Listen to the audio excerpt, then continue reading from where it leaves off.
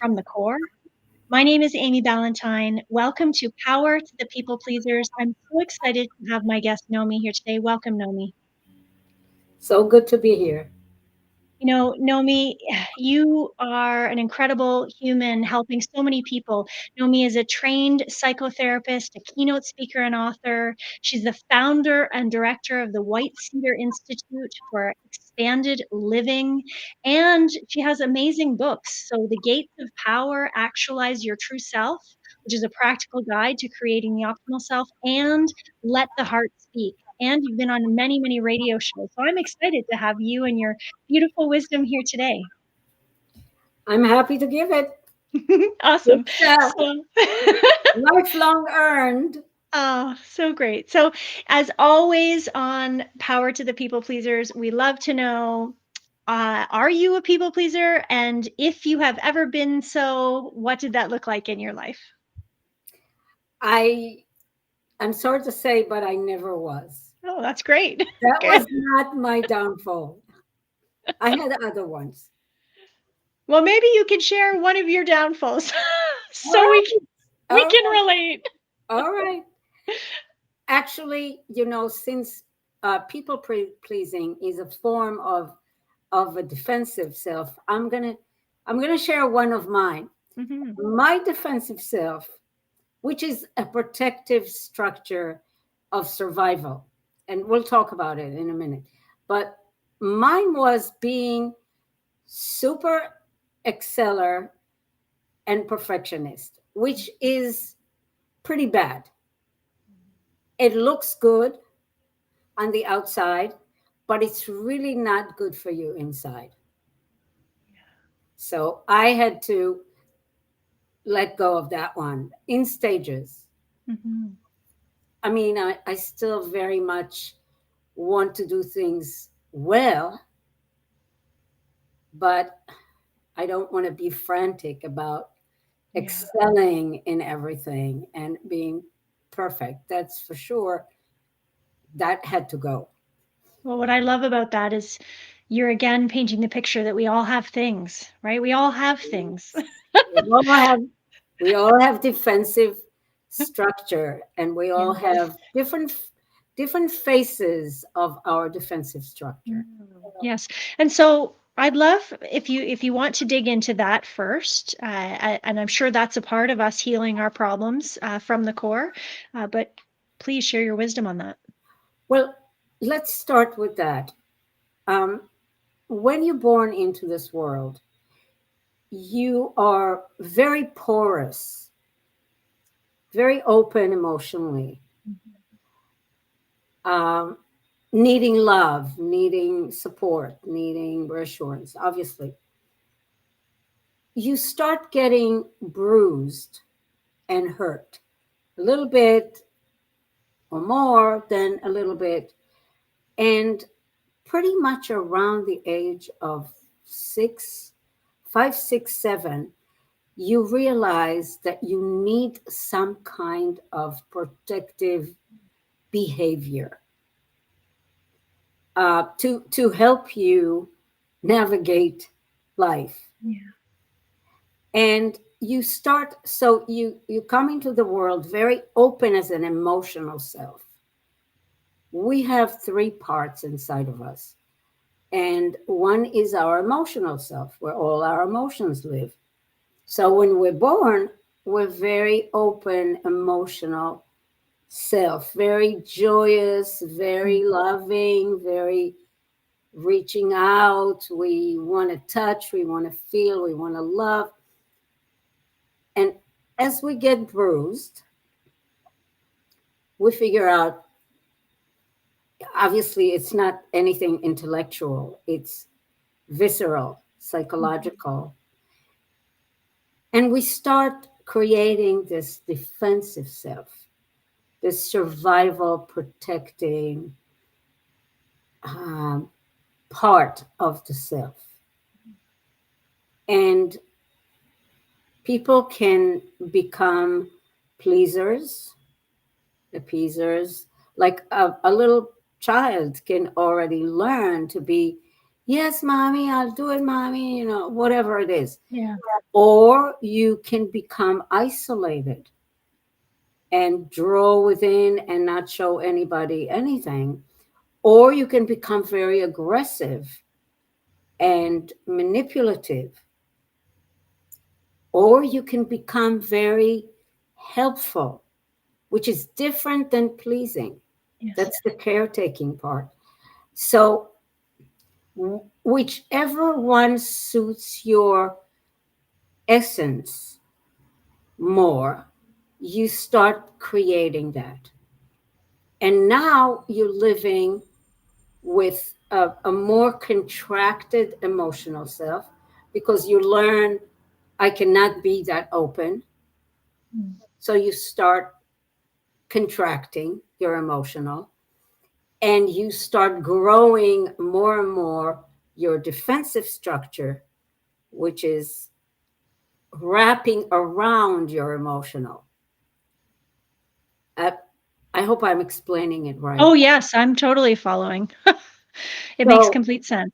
and especially if you become successful doing those defensive tricks, you get more attention, you get whatever it is that you think you need, and then you start identifying with this part of you as being you, Mhm.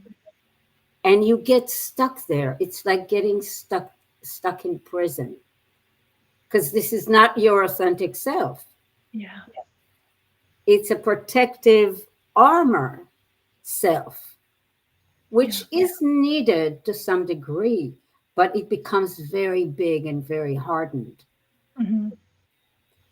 We do have a third part, which is our expanded self, which is the spirit part within us, meaning the cosmic within us.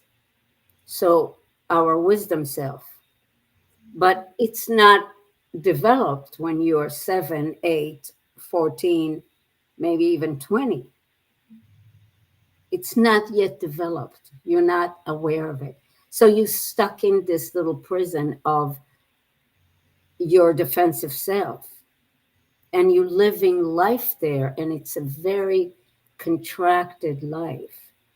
Your emotional is not really breathing, not really expressing, not really living enough. It is Mhm. a little bit, but And so how do we grow, or when does that third self start to grow up?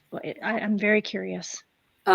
that third self, which in some young people you see it, Okay.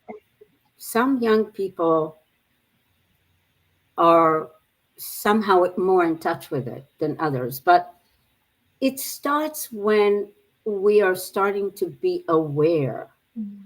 Oh, this is very, it's not making me happy.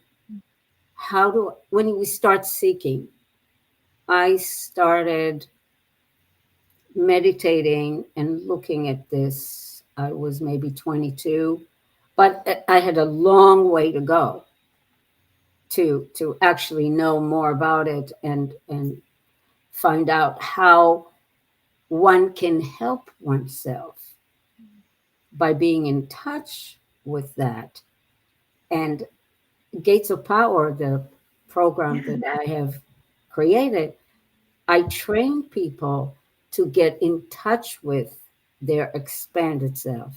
Mm. And then I train them and give that part a tool, all the tools that it needs to be the parent of the other two. The other two are like kids' selves. They're more primal, they're more vulnerable, and they're very stuck in the past. So, expanded self needs to get some parenting tools. Right. I wanted to say I opened a parenting school for expanded self Yeah. to heal, to support. Mm. to guide, to lead those two other selves. And you can heal them. They can become relaxed and normal. You do need an emotional self in Mhm. this life because you want to feel, you want to love, you want to even get angry if you need to, you want to feel fear if it's appropriate, you want to feel love, you want to feel joy and silliness and all of that. All of that is in the emotional self, and you want a vibrant, Yes. alive, fun seeking, happy emotional self. And you do need normalized defensive self. Because when I'm walking down the street in New York City late at night, I want my defensive self to be there. Of course. Or when you're driving, or, Right. you know, people call it defensive driving, right? Because, yes, we need it. Or you need Mhm. your defensive self to say, hey, we didn't eat for 6 hours. We're getting a headache. Mhm. It is watching for your survival. So it's like a bodyguard, but you want a good bodyguard. You don't want someone who's imprisoning you. Right. That's Right. the difference. And your expanded self can help normalize and guide and relax these two because they're like in constant trauma Mm. mode. You Makes know sense? what what's one of the things that's connecting for me is this idea. I love, how you made the little joke about, that you started a parenting school for this expanded self. But I believe in this. I believe that we get to be a parent to the different selves of our, and so I'd love to know, I know you can't give away all the juicy goodness because you have this beautiful Gates of Power program, but what is one tool maybe that you could share Okay. from what Hmm. you teach the Right. parenting? If I could, I would give you all the Oh, goodies well. if we had time. And the book does. The book Oh, gives awesome. you a lot. The book gives you a lot. But one very important tool is the inner dialogues. When you think about having a family, okay, because you have a little family there, a little Yeah. team, and if you have two kids, if you're not communicating with them, what are you doing? Communication is key, right? Very All right. much. So it's very important to be able to um, speak to them, but you have to feel them first, and you have to differentiate them, and you have to be able to say, oh, this is my emotional self, she's like really upset now, she or he. And you go, what's going on, honey? Well, I don't like this, and they said that to me. Oh, okay, well, let's talk about it. you know you really listen, and you let them feel what they feel, and you give them that hug, that space, you hold space for them. Mhm. And then you can put some guidance in there.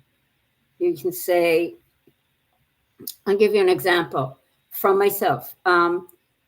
I was talking to one of my good friends, and I was telling her something that was very emotional, and she was not relating to that. She was going like, well, let's go and do, she cut me off. Yeah. My emotional self was very upset. And I had to say, honey, not everybody can tolerate pain. She loves you. She wants the best for you, but she didn't know what to do with that. You were telling her a sad thing, and she couldn't handle it. So we have to accept that some people cannot handle things. Yes. So she was a little better with it. And it's interesting because then she said, well, can we talk to her about it? I said, yeah, we can talk to her, but if somebody cannot do something, they cannot do something. And I Mhm. actually went back to her, and That's the thing. You want to take what they want to talk, but you want to put it through the voice of your expanded, Mm. because otherwise I would come to my friend and go like, what is the problem here? Why can't you talk with me about this Why stuff? can't we Yeah. talk? So what I said, emotionally, I was getting very upset because people, what am I going to say? My emotional self? I'm not going to say that.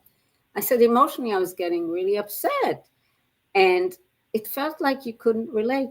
And she said, it's right. I have a hard time with pain. You know. So inside, I was saying to my emotional, see, honey, I told you that's the problem, and it's okay. Let's get over it.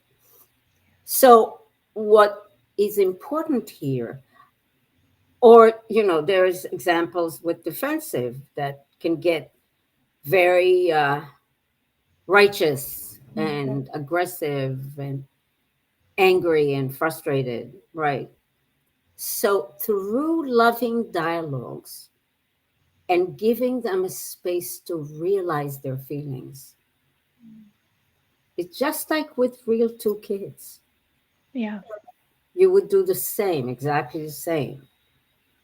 And it's that's a little strange for people in the beginning. I could see that for sure. But What are you doing? Talking to I love myself? that. Yeah, I love that. You're suggesting a strategy that doesn't require someone to go spend money. Yeah. Doesn't require them to go, you know what I mean? It's simple, but it's not easy. It's not easy because it's like people go like, I'm not sure who is talking. I don't know if it's this Yeah. one or that one. And so it takes a little training to learn to differentiate them, and then a little training to stand in that wisdom self, to learn to live from there. That's the very, very difficult one because most people don't live from their expanded self. Right. Okay, so you've covered a number of things. I'd love to know, you have a number of layers of gates of power, a number of layers. You've talked about the aspects of this, the self. Uh, Really, I'd love to know, what, if there was one other thing that you can share to people like myself who have the defense mechanism of being a people pleaser. What Right. else would you teach me right now? Okay. So, what I would say is be in touch with your defensive whenever you feel the urge to please. But you have to differentiate that moment. Yes. And that wisdom self needs to go, what's going on, honey? Why do you feel like that? It's strange because you go, why do but Yeah, you're you talking to it as if it's not yourself. yes, yes, yes. And that's the part that freaks people out. But For sure. and she's gonna say it's that she's scared. If you really listen, it comes out of fear of not being loved or Yes. not being approved of. Yep. Okay. So she is afraid because they're like twin sisters, right? Your defensive is protecting herself and her sister. And if we're not going to be loved and approved of, what are we going to be? We're going to be a nobody. Nobody's going to love us. We're going to be like thrown out to the dogs, whatever That's the belief. Yeah. the imagery is, Hmm. right? Whatever, Yeah. it's a primal fear because Mhm. not being loved, not being approved of, is a very huge fear of a child Yes. because that means I'm nobody and I'm thrown out. I'm nobody's going to love me and take care of me. What's going to happen with me, Mhm. right? Yes. So you need to help your defensive and emotional, heal the fear of abandonment, judgment, Whatever the fear is, you got to go a little deeper into it, Mm. but it's very scary to these two little ones Yeah. to not be loved. And what's one action then that we can take as moving in the direction of healing that fear? What's Yes. one small step? When you begin to be the big mama of them and you are there for them, they begin to learn that they have the support and the love in the house. They don't have to get it from the neighbors, Yeah, from so to everyone else. speak, Yes. right? Yes. They just begin to have that sense of, oh, we're okay, because there is somebody who's listening. There is somebody who is constantly comforting and explaining things and guiding and helping us do things in life. We're going to be okay. It's the lack of those things when we were young that freaked us out and traumatized us. Right. Do you see? Absolutely. So I want to recap what you're saying so that for our listeners and myself, it's about being that source of comfort and Yes. listening ear for ourselves, Yes. being that loving guide for ourselves, Yes. and not speaking to ourselves as some weirdo thing. It is one of the most powerful things that we can do in order to heal the fear. Yes. Yes. People talk about self love. But what Hmm. does that mean? Yes. It's just a word otherwise. I mean, if you're not training yourself to be there as your expanded self and support those two little parts of you day in and day out, Yes. Not just on Valentine's Day, right? not just in, really listening, really, really taking care, Yeah. learning to be that loving source that we didn't have. It's not like our parents didn't love us, but they had their own struggles and Mm-hmm. ups and downs and all arounds and whatever, Yeah. you know? So you have to learn to be constant, Yes. Yeah. consistent, committed, all Yeah. of that. All of those things that we are doing for other people, right? Right, right, right. The other element that's really important about Gates of Power is realizing that there are 7 areas of life. Yes, let's talk about that. I'm very curious. Yeah, they're called gates. And why they're called gates? Imagine that you and your life are a garden.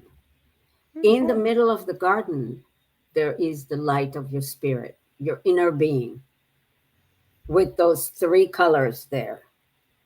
Yes, the pink for the emotional, the blue for the defensive, maybe the gold, and you're working on unifying them and normalizing them and healing them and all of that.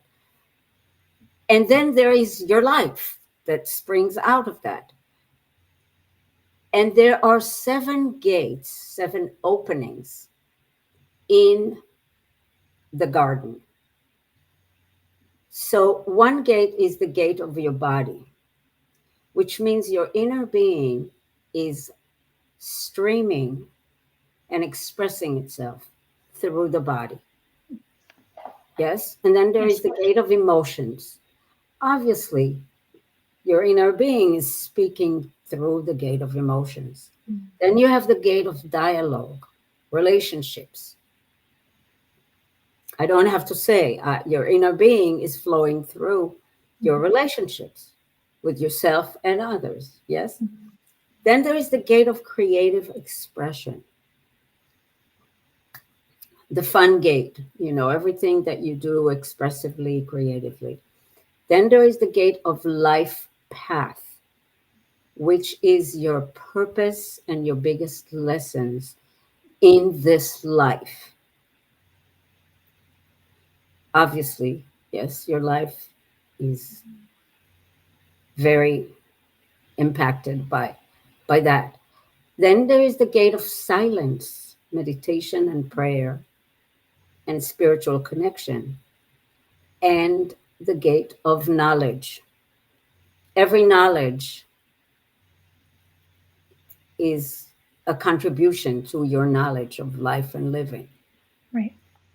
So these are seven gates, and we're very much in the practice of nurturing them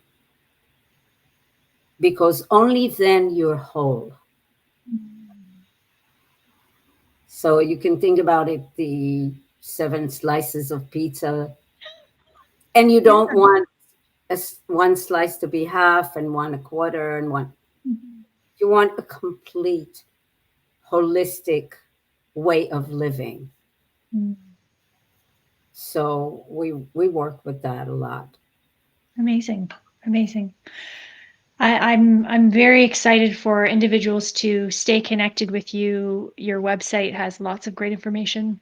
And there's Yeah. a resource that I will connect in the show notes for people that highlights an overview of the different selves that you've gone into today. The pizza image is in this resource as well, which I was giggling about as I was looking at it. I love it. Yes, but I'll tell you, Mary or Richie, my assistant, she said, Nomi, people, we got to do something that's a lot more basic.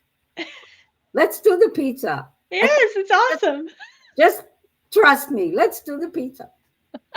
Okay. But So I good. guess it works, right? It's a good visual. It's a good visual. So I'm excited for people to grab that in the show notes because it is a really good view of what you've shared here today. And Yeah. for people who want to stay connected with you and reach out after, what's the best way for them to do that? Just going to www.gatesofpower, and there is a contact. If they want, I mean, they can read, and there's a lot of YouTubes there, and we have a podcast. But if they want to reach out directly, there is a little contact sheet. Amazing. Do the thing, and Amazing. I'm very good with getting back in touch. Well, I'm so grateful for your beautiful wisdom today, for you sharing all of this knowledge and expertise and helping me frame this experience of people pleasing as well. And I'm going to start working on some of the stuff Yes, you've talked about yes. today. And so thank you for being here. Thank you for doing that and spreading, the wisdom, collecting and bringing other people, and I mean, getting to be wiser yourself. Yeah, But that's the goal. that's the goal, but it's a very beautiful service that you're doing. Thank you. People Thank get you. to get snippets of Mm. things that they might want to follow. Yes. Yes. Well, that's the goal here on Power to the People Yes, Pleaser. So thank yes. you again. And thank you so much for the listeners. I really am grateful for all of you. I would be super appreciative for comments and ratings on the podcast and invite you to stay tuned for the next episode of Power to the People Pleasers coming soon.